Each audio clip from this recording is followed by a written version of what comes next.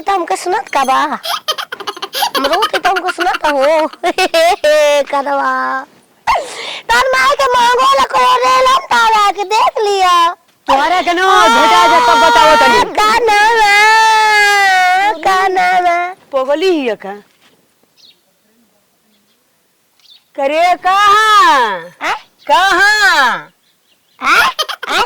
ये पागल रही बहिरो हो गइल का कहां ना जात रू हो माई